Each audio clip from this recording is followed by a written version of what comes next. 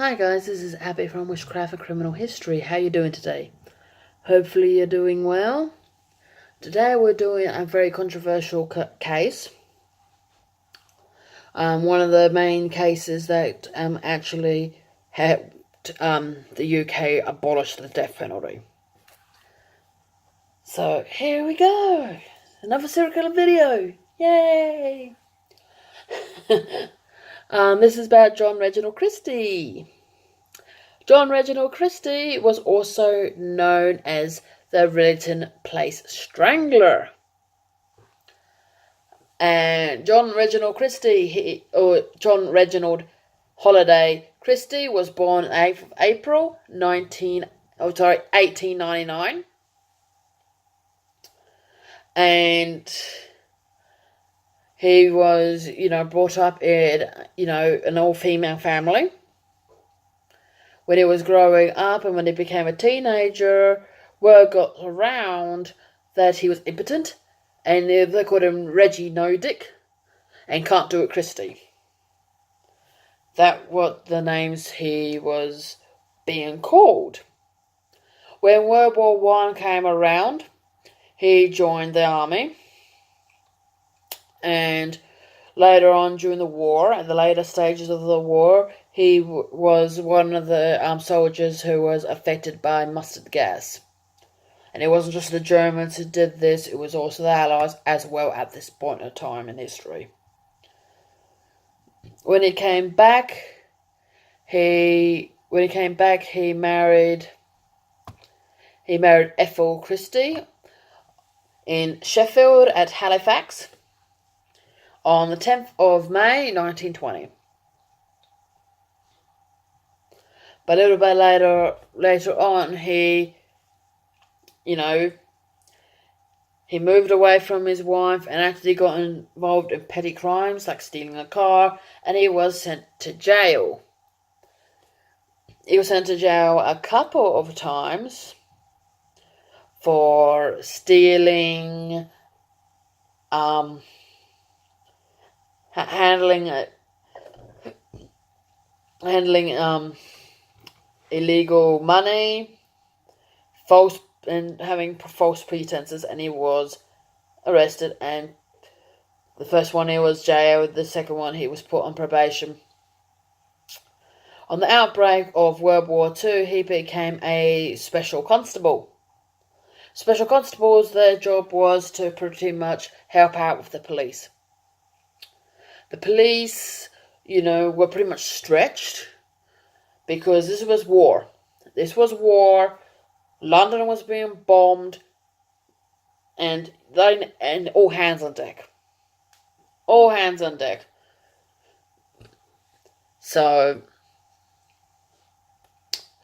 he, became a special constable. And he enjoyed being a special constable because it gave him power. It gave him power and respectability. But to make sure that this illusion of the respectable man, he had to have a wife. So he got back with Ethel Christie, and they moved in together into 10 Rillington Place in Notting Hill. Nowadays, Notting Hill is an up-and-up area. It's a good area and a lovely area to raise kids. Back in the 1940s, it was a down-and-out area. A very poor area of London. So during the war, he was doing a lot of that. And when he was during the war, there were a lot of prostitutes who were trying to work their trade, and they did it, with Christie knowing well aware of it, because they would give him sexual services. If they gave him free sex, then he would turn a blind eye. His first victim occurred on the 7th of October 1944, and this was Ruth Furist. She was 21 years old, and she was a migrant from Austria, and she did part-time prostitution to help make ends meet, and she also worked in a radio factory.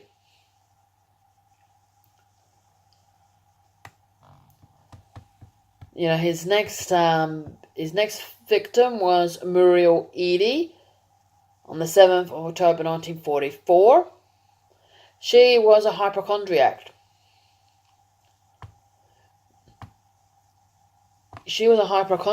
And she believed that she had problems with her lungs, and she was actually working with John Christie.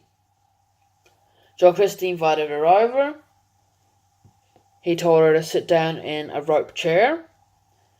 And he said, I've got this medicine for you. You're supposed to breathe it. So he put the mask over her face, told her to breathe. And while she was breathing medicine in, she knew that he actually turned on the gas, the coal gas. And she lost consciousness. And Christie did what Christie did, and he removed her body from that. She wasn't dead.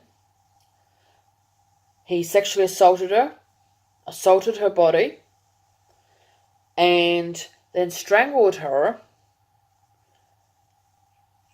And he probably visited the body because it was also a necrophile. And necrophiles, they have sex with the dead. And he buried her body right next door to Ruth Fewest in the backyard. The next murders to occur was in 1948. Correction.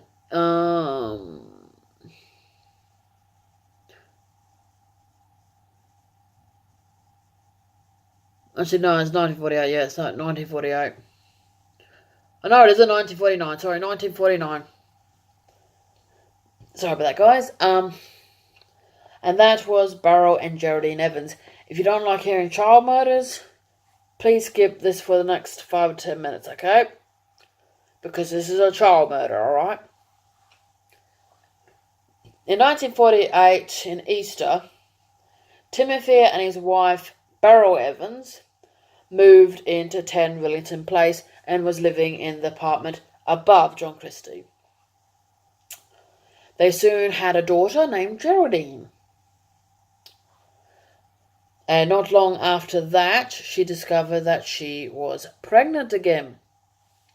A little bit about Timothy Evans. Timothy Evans nowadays would be considered mentally disabled. He had an IQ of 70.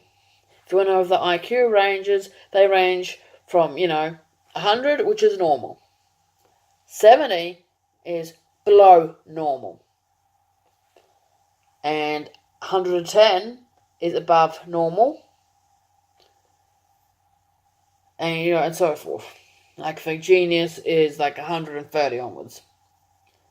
And then, you get the idea. So, he was mentally disabled. He was illiterate. And the only job he could find was being a delivery driver. That was the only job he was able to find because he was illiterate.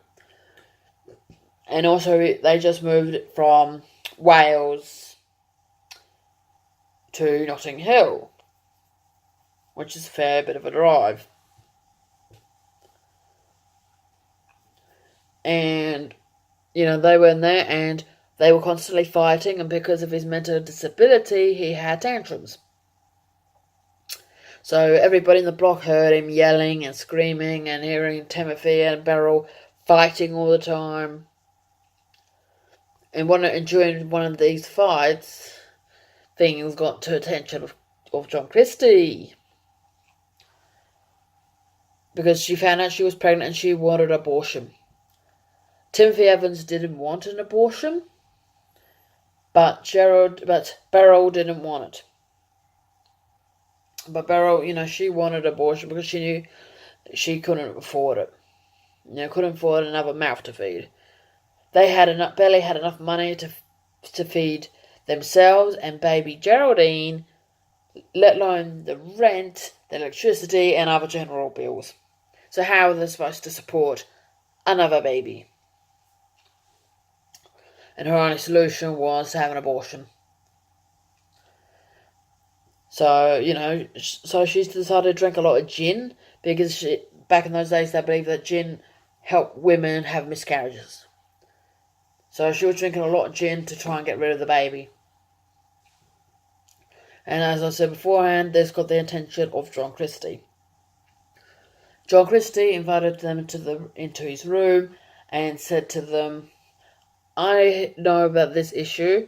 I can help you with this issue. I can get this issue all sorted out for you. I've got experience in this. Prior to the war, I was studying medicine, then I got sick or injured, and I couldn't finish my medical degree, but I know how to do it. And he also showed a medical book, a supposed medical book, to Timothy Evans. Timothy Evans, as you remember, he's illiterate. He couldn't read. And he actually said to the judges that it had pictures of male and female anatomy. And they believed him. Soon afterwards, Timothy went off to work, left his wife, Beryl, in the hands of John Christie. And when he came back from work, John Christie pulled him aside and said, we need to talk to you upstairs. John Christie and Timothy Evans went upstairs. Timothy Evans found his wife lifeless in the bed. He was distraught in being mentally disabled. He did not know what to do. He wanted to go to the police. But how could he go to the police? And John Christie was saying to him, if you go to the police and report this, you're not only getting me in trouble, but you'll be in trouble as well. If I go down, you go down, we both go down. Best way, let me handle it. I will dispose of the body. I'll take care of everything. You just act like nothing is wrong. Nothing is wrong. Go to work, come back. I'll take care of everything. Timothy Evans was concerned about his little girl, Geraldine. And he said, oh, don't worry about that. Don't worry. I've got a family friend who is childless. They will take little Geraldine. So he gave John Christie the baby. Geraldine was only 13 months old. Eventually, Timothy Evans moved back to Wales to his family. And later on, he felt tremendous guilt over the death of his wife and decided to go to the police about it. The police went to 10 Rillington Place and discovered the bodies of Beryl and baby Geraldine. When he found out that Geraldine was murdered, he was distraught. He swore blind that little Geraldine was alive. He honestly thought Geraldine was alive. He had no idea that his daughter was dead. He had not a clue. And he made a false confession saying that he killed them. That he hit his wife, and out of a fit of rage, he strangled her. And there's actually been a lot of debate whether he actually made that confession, because that language wouldn't be someone with his intellect. That they were saying they had a terrific row. Was one example, and they said, but a person who's in forensic linguistics actually said somebody with his mental disability probably would have said, oh, we had a bloody row. So there's a lot of conflicts in regards to his confession. Anyway, he went to court and he said that he was innocent and that John Christie killed him. Even though they knew that John Christie had a shady background, but they also knew that he was a special constable during the war. And they believe that he was more of a reliable witness than Timothy Evans. And regrettably, Timothy Evans was convicted for the murder of baby Geraldine. And, he was sentenced to death. But when he was sentenced to death, John Christie cried and wailed in the courtroom. And apparently the family of Timothy Evans yelled at John Christie saying, "Murderer, murderer." And Ethel Christie spoke out to them and said, "Don't call my husband a murderer, he's a good man." On the 20th of February, Timothy Evans' appeal was denied. And sadly, on the 9th of March in Pentonville Prison in 1950, Timothy Evans was hung for the murder of baby Geraldine. So he was hung for this murder. Okay, in the morning on 14th of December 1952, Christie strangled his wife Ethel in bed and dumped her underneath floorboards. Unlike his other murders, he never sexually assaulted her after death. He did not do anything like that, and him burying her underneath the floorboards is pretty much his way of controlling her and walking all over her. Taking control. With Christie, it's all about control. Okay. Right. And, after Ethel Christie, he killed Rita Nelson, Kathleen Maloney, and Hectorina McLennan.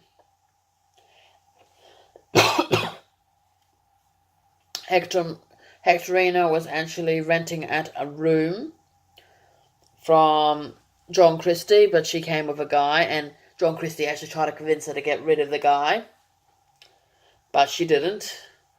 And they were only there for a few weeks. Then she, left, but she faithfully came back to pick up something on her own, and that's when John Christie killed her. And pretty much when, after he murdered his wife Ethel, the wheels came off. The wheels came off, the brakes came off. He was out of control. He then, after the murder of Hectorina McLennan, he, he's got his place and rented it out to someone saying that he was the landlord, which he wasn't, and skipped town. And he was found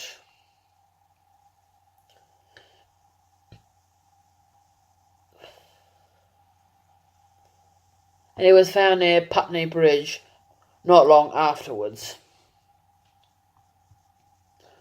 And he was tried and convicted for the murders, but he never ever admitted the murder of baby Geraldine.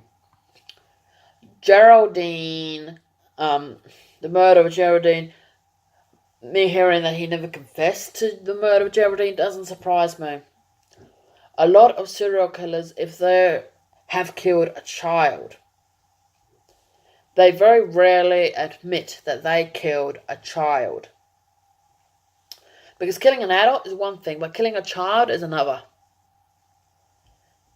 You can explain away murdering an adult, but you can't explain murdering an infant.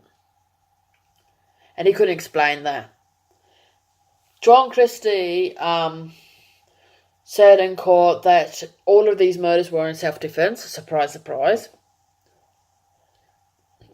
And he actually tried to plead insanity because he believed that these people were were trying to harm him, and it was, that he was insane. And of course he wasn't. And apparently the jury, deliberated for about 85 minutes and found him guilty. John Christie was hung on the 15th of July 1953 in Pentonville Prison. Okay. And here's a little bit of a sad fact. In 2003, this is nearly 50 years after the hanging of John Christie, Timothy Evans' family was given some money for the wrongful conviction of Timothy Evans, and Timothy Evans was found innocent of the murders of his wife and his baby daughter Geraldine. And it was just over 50 years after his death. It took them over 50 years to find him innocent. And this was one of the cases why the death penalty was taken down. Okay, the list of victims, the ages, here we go. Ruth Hughes, she was 21. She was murdered on the 24th of August, 1943. Then you got Muriel Eady. She was 31. And she was murdered on the 7th of October, 1944. Then you got Beryl Evans and Geraldine Evans. Beryl Evans was 20 and little baby Geraldine, she was only 13 months old. They were both murdered on the 8th of November, 1949. Ethel Christie, she was 54. She was murdered on the 12th of December, 1952. Rita Nelson, she was 25. She was murdered on the 19th of January, 1953. Then you got Hectorina McLennan. She was 26, and she was murdered on the 6th of March, 1953. Okay. So yeah, that was John Reginald Christie. As I said, this was a very pivotal case in British history. They do suspect that John Christie also killed during the war, during World War II. But, this is just suspicions. And if you ask me, I definitely think that there's a good chance that he was killing during the war. And like I said, he was a special constable and prostitutes were doing tricks for him during the war to keep the trade up. So there's a good possibility that he was killing people during the war. And to say the least, I am, actually, not too surprised, that he was a victim of gas attack. Because, I know another complete wacko who also went right off the rails after having a gas attack. Who was that? Adolf Hitler. Both of them actually fought during World War I. And both of them were gassed. So I don't know whether mustard gas does that to people, make them lose their marbles. But I reckon there will be quite a few people who also been victims of gas attacks and did not become a serial killer or a genocidal maniac like Hitler. So, yeah, and also a little bit about 10 Rillington Place. If you go there now, 10 Rillington Place no longer exists. Soon after these murders were discovered, 10 Rillington Place was demolished. It was demolished, and it no longer exists. So if you try and find it, good luck with that. It no longer exists. I'm not quite sure what is there now, but it no longer exists. Alright. Hopefully you enjoyed this video on John Reginald Holiday Christie. If you like this video, please like and subscribe. Have a great day and blessed be.